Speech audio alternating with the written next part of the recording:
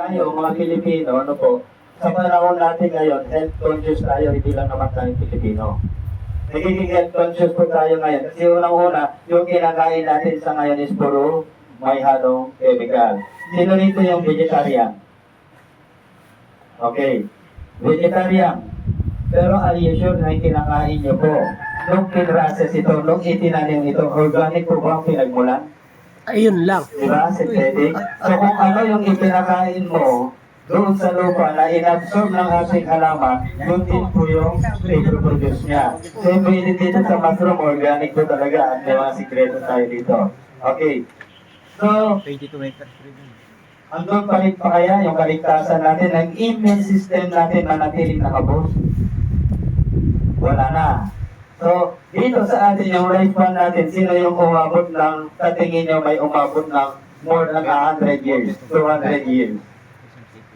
Panahon ng biblical, yung mga propeta natin ay 500 years pa nga eh. Hanggang 800, 900. Tama? So ngayon, wala na pong pag-asa. Kahit anong ganda ng programa natin, kung hindi rin naman natin halagaan yung sarili natin, yung health natin, baga, useless. Yung next generation natin, maasahan ba natin ito, may transfer ba natin yung technology natin sa kanila, sa panahon pa naman ngayon, puro ano tayo, computer age. Wala na halos umahawak ng lupa. Tama po? Diba may mga farmers tayo, yung mga anak nila, nasa abroad, ayaw dito sa bansa natin, kasi magkano ang kinikita? Ang liit lang. Okay. So later on, magbabago po natin yan. May ayos po natin yan. Start lang muna tayo dito. Okay, balik na po tayo dito. Per barangay, lowest average natin is 7,000. Okay. Pag bumili po kayo ng pandesal dito, hanggang magkano po? Hindi, yung ano po magbibili kayo, magkano ang halaga? Worth of 50 pesos. 20 na lang. Average na siya sa 20. Lowest average kasi may nagsabi ng 50, may nagsabi ng 100, may nagsabi ng... Okay, lowest average of 20 po tayo, 20 pesos. Ideal na yan sa isang pamilya. Tinutulungan niyo po ako. Okay, so nakuha natin. Pag naglagay tayo ng bakery, andun yung board, andun yung dalawang variety ng ating mushroom, ano yung benefits na naibibigay dito sa tao? Nandun po yun. So, full of curiosity, kung paano nagsimula si Sir Emong noon, na pandesal lang, pinayo, di ba? Pinatakte. Okay? Ngayon yung dito, full of curiosity, kahit kung mamatikman to, since organic ito, dapat mas mataas yung presyo. Bakit kaya natin makipag-compete doon sa mga presyo ng iba? Kasi tayo ang nag-produce ng ating mushroom. Kasi yun yung isang number one problema natin. Hindi tayo makaboom ng growers kasi walang market.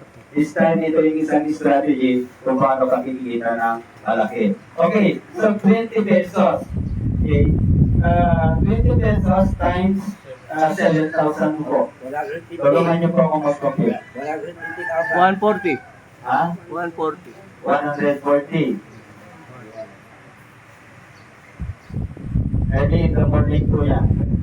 Multiply niyo po sa 142. 19.88. Magkano po, sir? 19 M. 19 million. 880,000. Ha? 880,000. 880,000. Okay. That is early in the morning. Tanggalin mo yung 20% na ibibigay mo sa mga growers. Tanggalin mo yung, sabihin mo na lang 50%. Kung hindi ka gagastos ng 50% doon sa mga ingredients mo dyan. Okay. So, even, tanggalin mo na lang, may 9 million ka. Daily. Sa Quezon City. Quezon City lang. Times 30 mo. Times 17. 70. Okay. 17 cities eh. Kaya lang yung iba walang 140. So, ito pa lang yung ilang test natin. So, yung program na ito, sa yearly news lang yan. Sa yearly news na yan, natutupad na natin yung mga nais natin mangyari, pera pa yung income po ito. Pero pag nag-nationwide po ito, ang income na lalabas, million daily.